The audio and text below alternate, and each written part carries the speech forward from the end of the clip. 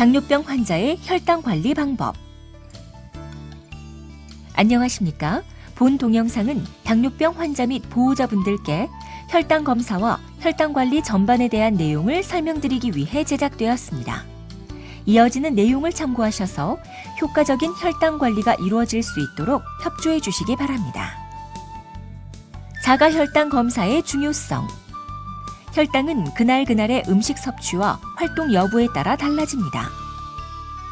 그러므로 당뇨병이 있는 분들은 매일매일 본인의 혈당을 확인하여 자신의 식습관에 따라 혈당이 어떻게 변화하는지, 운동 여부에 따라 혈당이 어떻게 변화하는지 확인할 필요가 있습니다.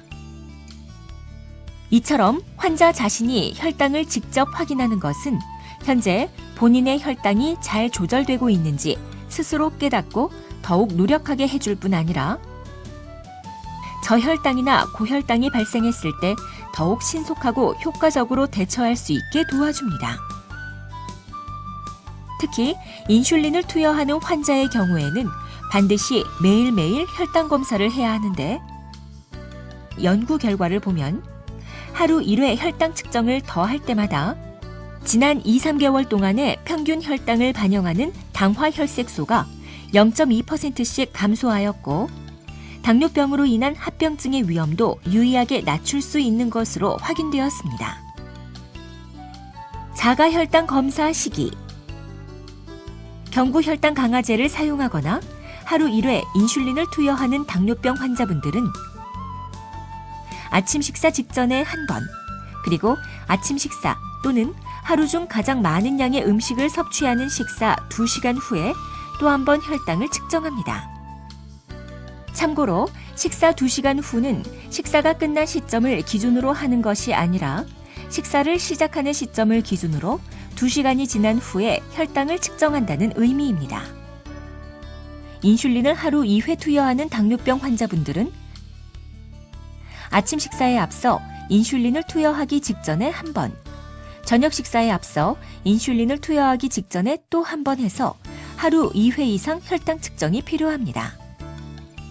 인슐린을 하루 3회 이상 투여하는 당뇨병 환자분들은 고혈당과 저혈당의 발생 위험이 높기 때문에 아침, 점심, 저녁 식사 직전과 잠자리에 들기 전을 포함 하루 3-4회 이상의 혈당 측정이 필요합니다.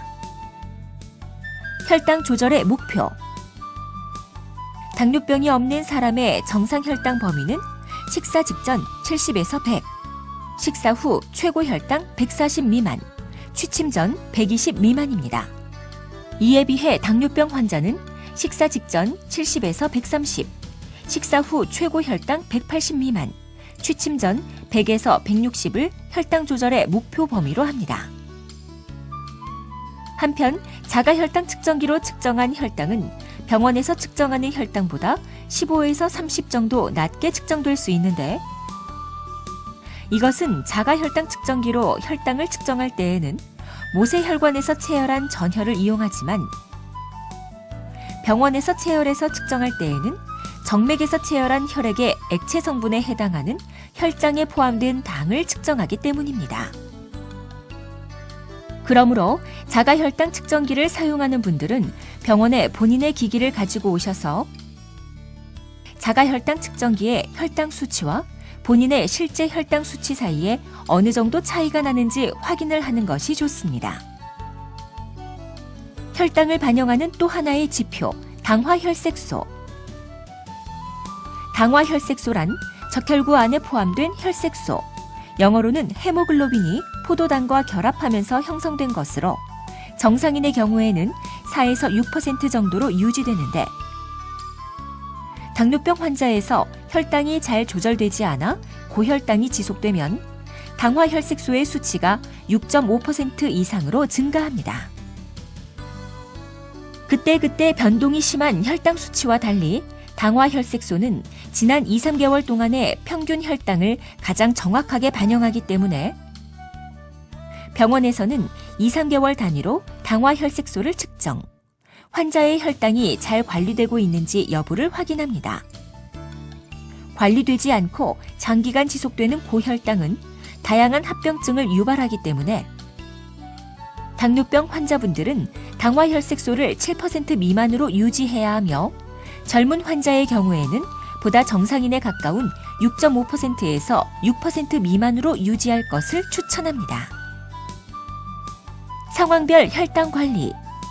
저혈당 증상이 나타날 때 평소보다 늦게 식사를 하거나 식사를 거르는 경우 또는 평소보다 운동을 많이 하는 경우에는 저혈당이 발생할 수 있습니다.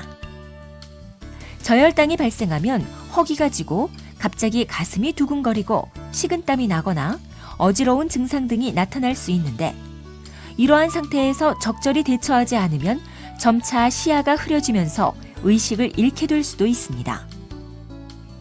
저혈당 의심 증상이 나타나면 신속히 혈당 검사를 시행하는데 혈당이 70 미만으로 나오면 15g 정도의 당분, 즉 주스나 콜라 반컵 또는 사탕 서너 개 또는 설탕이나 꿀 한 숟가락 정도를 섭취합니다. 그리고 15분 정도가 지난 다음 다시 한번 혈당을 측정해서 혈당이 70 이상으로 회복되면 경과를 관찰하시고 혈당이 70 미만으로 나오면 15g 정도의 당분을 또 한 번 섭취합니다. 그리고 1시간이 지난 다음 다시 한번 혈당을 측정해서 혈당이 70 이상으로 회복되면 경과를 관찰하시고 혈당이 70 미만으로 나오면 15g 정도의 당분을 또 한 번 섭취합니다. 한편 환자가 의식을 잃은 경우에는 억지로 음식을 섭취하게 하지 마시고 신속히 가까운 응급실로 옮겨서 포도당 정맥 주사를 맞아야 합니다. 이처럼 당뇨병 환자는 갑작스런 저혈당이 발생할 수 있으므로 반드시 사탕 등 당분이 함유된 음식을 휴대하거나 주변에 준비해 두시고 연락처가 포함된 당뇨병 인식표를 지갑 등에 넣어서 가지고 다니는 것이 좋습니다. 몸이 아플 때, 감기나 설사, 발열이나 감염 등으로 인해 몸이 아플 때에는 몸에서 혈당을 상승시키는 여러 가지 호르몬이 분비되기 때문에 평소보다 혈당이 더 높이 올라갑니다.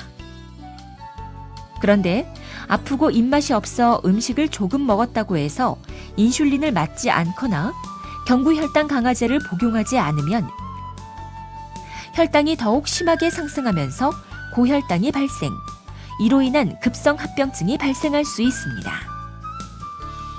그러므로 당뇨병이 있는 분들이 몸이 아플 때에는 다음과 같은 특별한 주의가 필요합니다.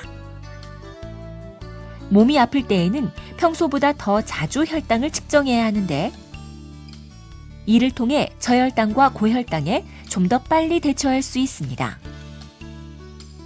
평소 복용하던 경구혈당 강화제와 인슐린 주사를 그대로 사용합니다. 인슐린 주사를 맞던 분들은 혈당 검사를 통해 인슐린 용량을 조절하시고 경구혈당 강화제를 복용하던 환자 중에는 일시적으로 인슐린 주사를 맞아야 하는 경우도 있습니다. 충분한 휴식을 취하고 몸이 회복될 때까지 운동은 하지 않습니다. 탈수를 방지하여 급성합병증을 예방하기 위해 충분한 수분을 섭취합니다. 지금까지 당뇨병 환자의 혈당 관리 방법에 대해 설명드렸습니다. 감사합니다.